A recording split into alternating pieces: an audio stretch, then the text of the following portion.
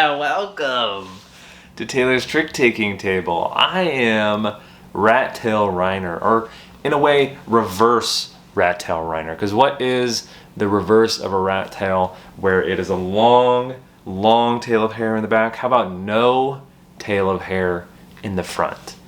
Huh? Reverse Rat Tail Reiner? Anyway, I looking like a villain. I feeling like a villain, so this is the perfect video to cover the new covering of Maskmen Villains. This is a game by Jun Suzaki and the doubleheader today, Taiki Shinzawa. What else can I say about Taiki Shinzawa? If you've been watching the channel for a while now, you know we love him.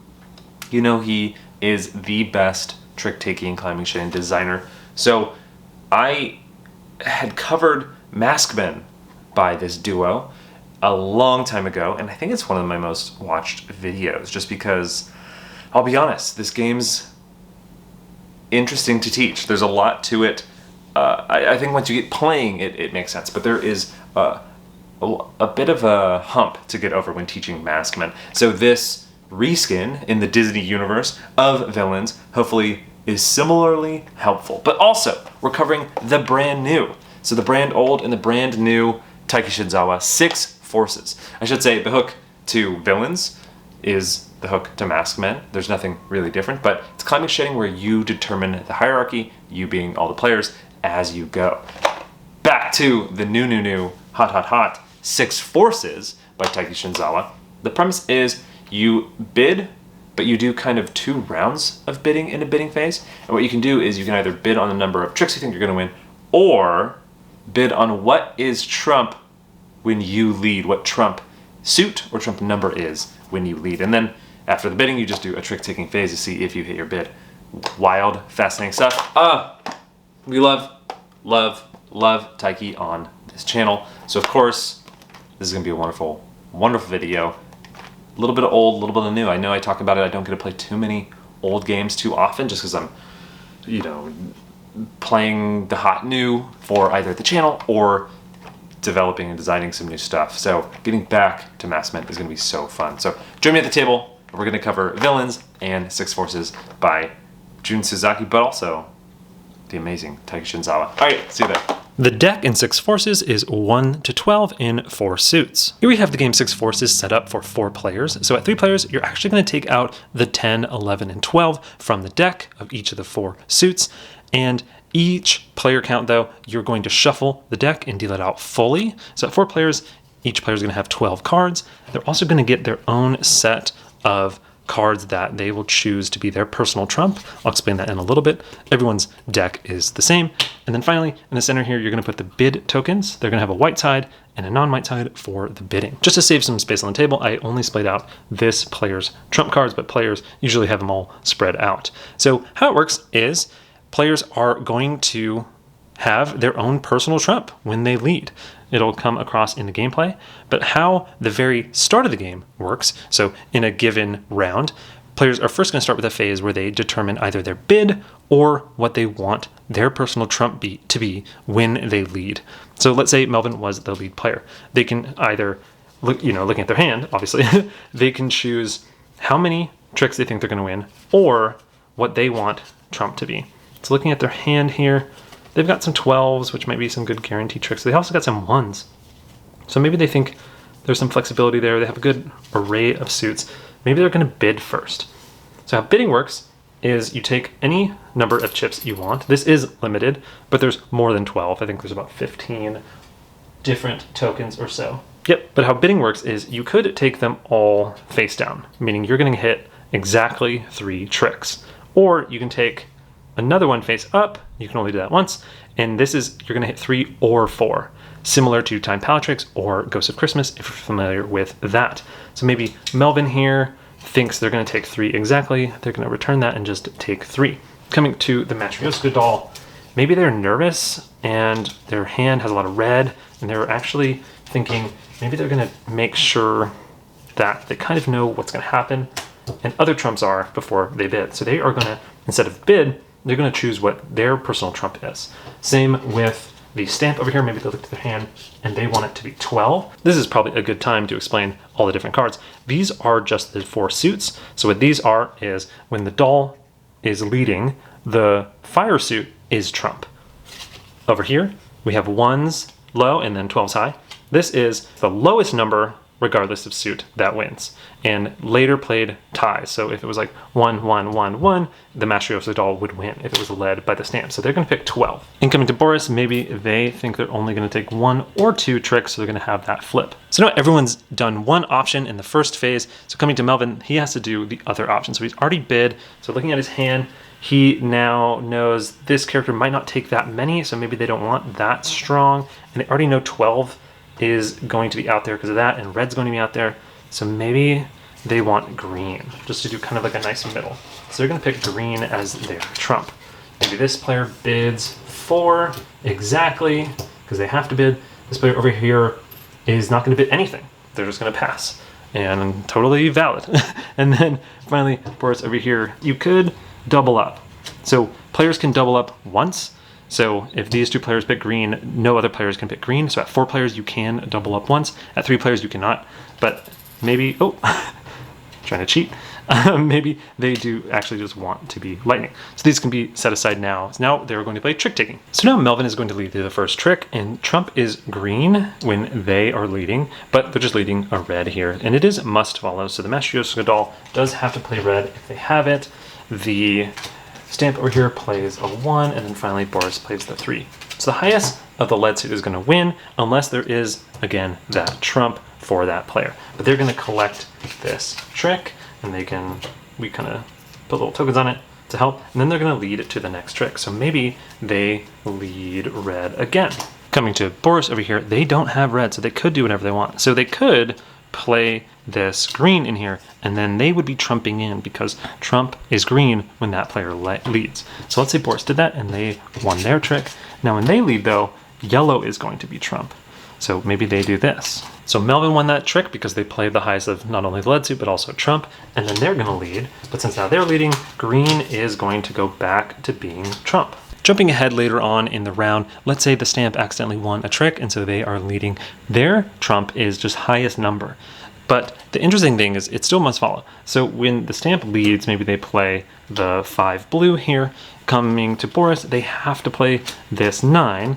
And coming to Melvin, they have to play the 4. And then finally, the doll has to play, oh, okay, this is great. They do have the 3. Okay, so in this case, Boris would win because they played the highest number, but let's say they didn't have that 3. Coming over here, if the fire played that 11, they would win because they played the highest number.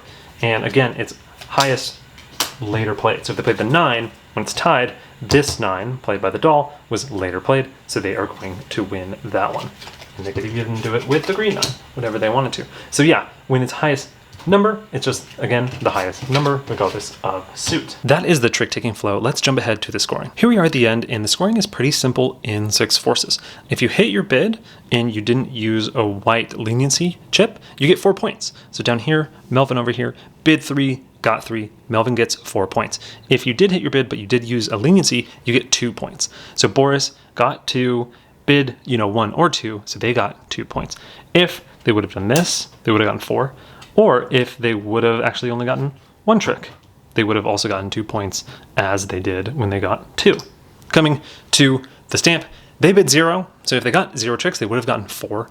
But sadly, how the scoring works, if you're off, which also happened to the doll over here, who bid 4 and got 6, is you are going to lose points depending on how many you are off. So they bid 0, the stamp, and they got 1, that's -1 point. Over here, they bid 4, I got 6, that's -2 points. Oof. If you're off when you go for a spare, like in this case here, you go off whatever is the least amount of points. So in this case, they got 3, bid 1 or 2, so you take the 2, and so they only lose 1 point. And vice versa, if they bid 1 or 2 and took none, they would also only lose 1 point, because it's as if, they bid 1 and didn't get it. So that's one round of 6 forces. You're going to shuffle up, redeal, put all the chips to the side. Players are going to redo what their trump is. Same whole shebang. You're going to play rounds equal to number of players, and then whoever has the most points at the end wins. If it's tied, share the victory, and that's how to play 6 forces. Here we have the deck for Disney Villains Unknown Order. So the deck is exactly like Maskmen. There's 6 suits, and there's 10 copies of each suit. Here we have the game set up for 3 players, and before I go into the full teach, this is exactly like Maskmen. So if you know this, you can totally skip ahead, but if not, how it works is for this setup, depending on the number of players you have, you're going to deal out a different number of cards. We have 3 players here, so there's going to be 10 cards each. 2 through 4 has 10 cards each, but at 5 and 6, you will be dealing 9 and 8 cards. You will also have a pile of these villain tracker hierarchy tokens. We're just going to move those off to the side for now. And then also you're going to have the score chips, which we're also going to move off to the side for now. Any cards you don't deal are just cut from this game. We're going to move them off to the side. They'll come back after we play kind of a round. The goal of the game is to get rid of all your cards as fast as possible. It is a climbing shedding game. So how it works is in the first round, the start player is going to just be random. In later rounds, it's whoever didn't get rid of their cards, whoever got the -1. We'll cover that later. So let's say it's this dog that got away from Cruella de Vil. So looking at their hand here, none of the cards have numbers. They're all just the suits or the kind of characters, all these Disney villains on the card. So how it works is when it's your turn to play, you can either play or pass, or if you're leading, you must play a card. So since the target dog's leading, they're going to play a card. If a villain has already been played before, they can play up to 3 of that card. So if Maleficent has been played before, they could play 3 Maleficents, Malefici. But since no one's been played before, you can only lead with 1 card. So let's say the target dog led with 1 Ursula. Coming to kind of baby Ursula over here, the little octopus, they can play either 2 of a different villain to prove that they are stronger than Ursula, or pass. Because what we have now is when a villain gets played, you're going to pull out one of the tokens. This is helpful for determining the hierarchy and what suits are stronger than what suits, because at the very start, no one knows how strong each suit is. So coming to the octopus here, they could pass, but they don't want to. Maybe they want to play 2 Scar. So when you're proving that one villain is stronger than another villain, you have to play exactly 1 more card. So this proves that Scar is now stronger than Ursula in this kind of match. This will get reset when you redeal out a new hand, but we'll cover that later. So Octopus could have played 2 Cruella de Vil's or, 2 Hades, but they did choose 2 Scar. So coming to the lion here, they're looking at their hand. So now they have to play something that's stronger than Scar. So even though they have 3 Ursulas, we already know that Ursula is weaker than Scar. So they can't play 3 of those. And look at their hand. They actually don't have 3 of any other character, so they're going to pass. And when you pass, you're out until everyone passes and a new trick starts. When you pass, you're out for the rest of that trick. It's called hard pass. So the pen over here is going to be out until the octopus and the target dog are done. So now coming to the target dog, they have 3 Maleficents, so that's what they're going to play. They're going to play Maleficents, and now we know Maleficent is stronger than Scar and also stronger than Ursula, since we know Ursula's at the bottom here. Whenever 3 cards are played, you can't play more than 3 cards, so everyone is forced to pass. So the octopus is forced to pass. The lion already passed, actually. So it actually comes back to the target dog. What you're going to do is you're going to clear that trick, just put these cards in the discard, and the person who last played, the target dog, is going to lead again. And so now what they can do, they can play anything that's already been determined. So they can play Maleficent, they could play a Scar, or if they want to, they could play one of their Cruella de Vil cards. So they couldn't play both because Cruella hasn't been introduced yet, and we don't know the strength of Cruella de Vil yet. So coming over to the octopus, they could play 2 Hades cards, which would show that Hades is stronger than Cruella de Vil, or they could pass. Let's say they passed. So coming to the lion here, they finally get to play. The lion could play 2 Ursula cards. And so what that would do was it would prove that Ursula is stronger than Cruella de Vil. And so that would actually just kind of move it over here. You don't actually need 2 trees of sorts if you already know. But maybe just to get a little spicy, they're not going to do that. They are going to play 2 of, I forget that villain's name, the queen from Snow White. So we know that the queen is now stronger than Cruella de Vil. So coming to the target dog here, they had 2 queens and they don't have anything that can be played as a 3. So they're just going to pass, and the octopus already passed. So actually it goes all the way around with just 2. So that's also a little different. So now coming back to the lion, they can play whatever they want. Since we know Ursula's already been done before, they can just lead 3 Ursula cards. So the only thing that beats that is 3 Scar cards or 3 Maleficent cards. No other character can play and beat Ursula, or at least 3 Ursulas, because you can't play 4 cards. Coming over here, this person doesn't even have 3 of any card, so they have to pass. Coming over here, again, they had 3 Hercules or Hades, who could be stronger than Ursula. We don't know yet, but since they haven't been introduced yet, you can't play 3 of a kind, so they're also going to pass. So that was great for the lion because they got rid of 3 whole cards on 1 play. So they are actually going to do that again. They're going to play Ursula, and now coming to the target dog. So the target dog can play Scar because they know, since they already know that Scar is stronger than Ursula, they can just play 1 Scar card because that's already proven. So they're just going to do that. Coming to the octopus here, they could play 2 Hades to now bring Hades into the mix. But maybe, in a wild turn of events, they're going to play 2 Cruella de Vils. So now, looking at this, we know that Cruella de Vil is stronger than Scar, who's stronger than Ursula. So we know it actually looks a little bit like this. We know this. But we don't know, so we actually can go over here. So we can do this. We don't know this yet. So we know that Ursula is weaker than Scar, and Scar now is weaker than both Maleficent and Cruella de Vil. And Cruella de Vil is weaker than the Queen. We don't know if the Queen is stronger or weaker than Maleficent, because we haven't seen that ratio yet. Because it could be you play 3 of the green, and that'd be stronger than Cruella de Vil, but we actually don't know where Cruella is and the Queen in relation to Maleficent. So coming to the lion here, they can't play anything, so they're going to pass. They're out for the rest of the round. Coming to the target dog, they pass, so this is going to get cleaned up. So as you can see, the hierarchy is building in interesting ways here. So maybe this player over here plays 1 Maleficent. So again, we don't actually know where Maleficent is right now. And what's interesting is, since we don't know where Maleficent is, we don't know that Cruella can beat it. We know that Scar can't beat it, and we can't play this. So actually the pen lion has to pass, unfortunately. Coming to the target dog, they know that Maleficent and the Snow White Queen hasn't been determined yet, so they can actually play 2 here. So what this does is we now know that the Snow White Queen is stronger than Maleficent, but we don't know if it's Maleficent or Cruella de Vil who's stronger. So we're going to leave it like this.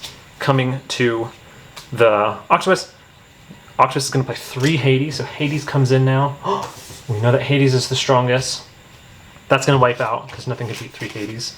Coming to the octopus now, they're going to play, since they know this is super weak, they're going to just play 1 Ursula. So pretty much everything can beat that. So the lion, fittingly, is going to play a Scar. Coming to the target dog, they can play either. They're just going to play 1 Cruella de Vil. And then the octopus, since Cruella de Vil is weaker than the Queen, is going to play their last card, the Queen. So when you go out first, you're going to take the +2 points. This is +2 points for the game. The lion over here has 1 Hades, so they're going to play 1 Hades. That's the strongest card. So that is going to clear. And finally, the lion here. Again, we don't know the relative strengths. They're just going to play Cruella de Vil. The target dog, again, can't prove that Maleficent is stronger than Cruella de Vil, so they have to pass, which clears and lets the lion go out second. So first to go out always gets +2, second to go out always gets +1, and the last player to go out gets the -1. Oof. So now to set up the next round, you're going to get all those cards that you cut, all the cards you just played with, you're going to shuffle them all, redeal. You're actually going to clear this. So this gets perfectly wiped, pushed to the side. Everything is different this round. You're gonna always, for every round, determine what the strength is mid-play. You're gonna do that 4 total times. They're called seasons in the game, so you're gonna play 4 total seasons, and whoever has the most points at the end wins. And if it's a tie, it's among the tie players, whoever has the most +2. You also can play this at 2 players, and in that case, it's just best of 3. And that's how to play Disney Villains Unknown Order. So that is 6 forces and Disney Villains Unknown Order, Maskmen, pretty much. Let's cover this first, and huge thanks to James Nathan and Daniel, who brought it from the Tokyo Game Market, recent edition, because this is only sold in Japan, even though what a lovely, lovely box. It has the cutouts, obviously the theme is great, the art is great. I think my only complaints really about the production is the tokens are not double-sided, so you always have to flip them. Not really the biggest deal, but so fun. I think the theme helps, as similar riffing, because if you remember Maskmen, the theme was just wrestlers, which is fun. It was cool to come up with names and just have that idea of like a wrestling match happening all the time. But this one now is Disney villains, and there's a little bit more personality, a little bit more wink, wink, nudge, nudge, and it's kind of cute that they're like fighting over who's the strongest. I always love like little mashups like that, like Super Smash Brothers or something, where all these different IPs or movies or whatever are being mixed together. So it's always fun. Like, who would really win between Ursula and Scar? I think it depends on the location. If they're in the water, I mean, obviously Ursula. But anyway, I digress. Same, similar, amazing gameplay, just a wonderful production, and also huge, huge benefit is that it's not in that small Maskmen box, or at least the one I had, where it's like half the size. It's actually in a normal box, so you don't have to play Tetris to try to get it all in there. Amazing, lovely. That is the edition I play with now. It's so much fun. Although Maskmen is still, I love that art. It's so cute. But this is just so fun to show people. Moving on. 6 Forces, the new Taiki. You know we love Taiki on the channel. He is a saint. He is a god. He is the #1 of all time. The best trick-taking designer. So what do we think about 6 Forces? Real quick, the production, classic, like Tokyo Game Market. This doesn't always happen, I guess. I shouldn't say classic. But the cards are tough to deal, tough to shuffle. They stick together.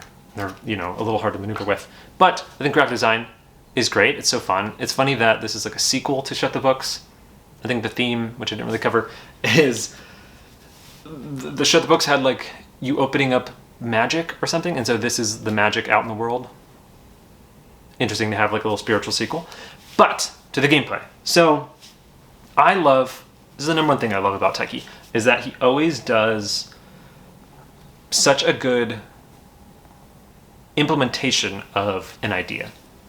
I think Chris Ray does that as well, really well. Like we just covered Kansas City, the trick-taking game, where that one was like, oh, what would you do if you had numbers on the back instead of suits?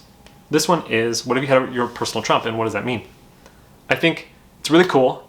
There's some fun things to play off it, because like Shut the Books had you bidding with your hand, which was like cool gameplay and like fun bids. This one, where it's essentially like Goes to Christmas, Time Pal Tricks, it loses just a small amount of like a little bit of that whimsy, because a lot of, you know, Japanese trick-taking designs are like an interesting scoring thing, interesting bidding, or interesting gameplay as well.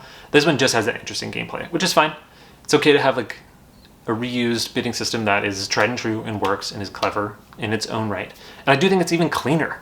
It's great that you just get 4 points if you hit it, 2 points if you do soft bid, and then you're off by a point. So it's kind of like Shut the Books a little bit, where you're off scores. So I guess debating with myself on live TV right now, I think it is like a very streamlined, smooth version of, I guess, Time Pal Tricks and Goes to Christmas, and maybe Shut the Books in a way. So that's cool. It's awesome when something just sings. It's just the bidding itself doesn't like knock anyone's socks off. So to the personal trump though, super interesting.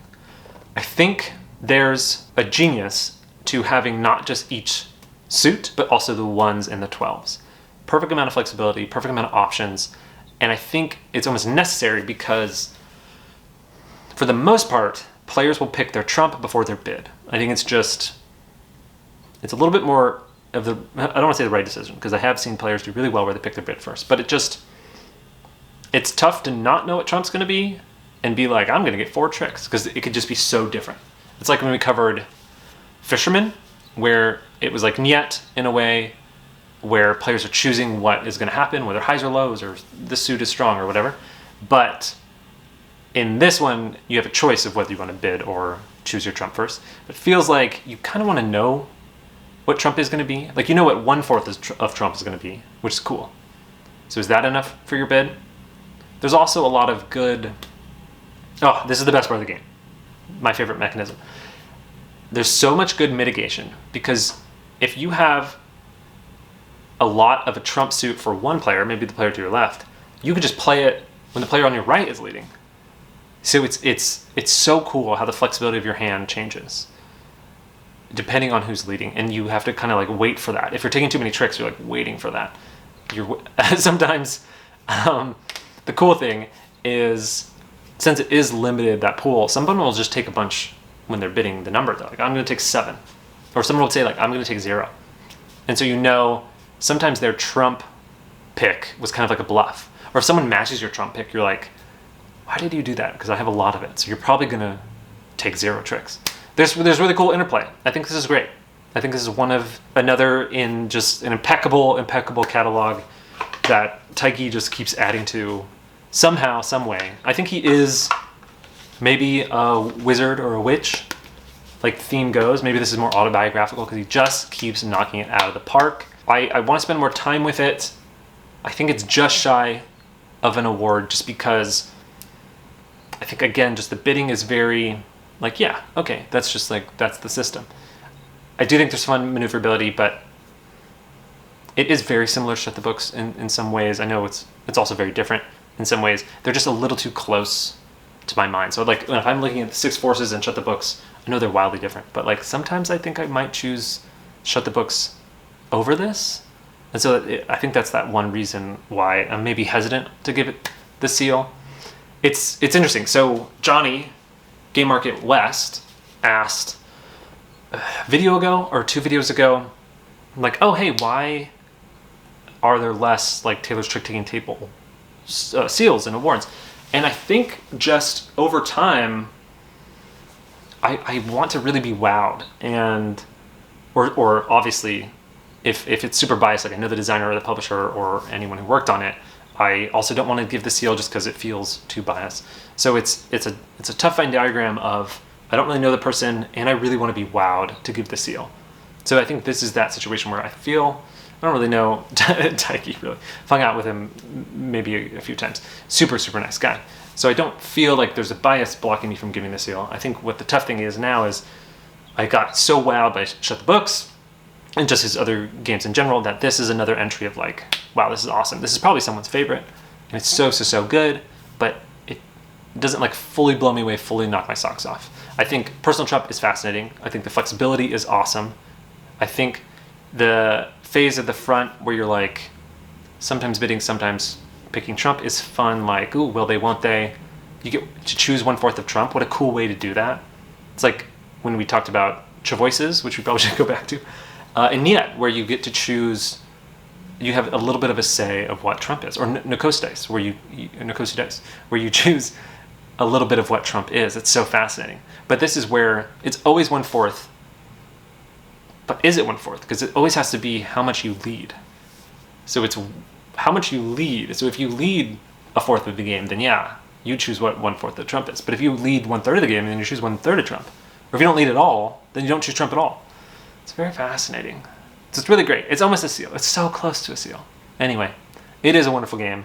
Check it out. It was wonderful, amazing. Taiki knows exactly what he's doing. It's so crisp, so clean, so wonderful. It's like Wes Anderson. Maybe that's a good analogy. You go see a Wes Anderson film, Isle of Dogs, and you're like, oh yeah, this is a Wes Anderson film. This is great. What a great time. This is wonderful. But it's like, oh, that was similar to the last Wes Anderson film, which isn't bad. It's great. I had a great time. What am I saying anymore? Thank you so much for watching. That was a Taiki Tubble header, and also Jun Sasaki. Great games, amazing stuff. I think if these were the first 2 I played in the modern trick-taking, climbing, shedding sphere, I would be absolutely blown away. And hopefully you get a chance to play because they are wonderful. Thanks so much for watching. All right. Whew, what a ramble. Catch you next time. Bye.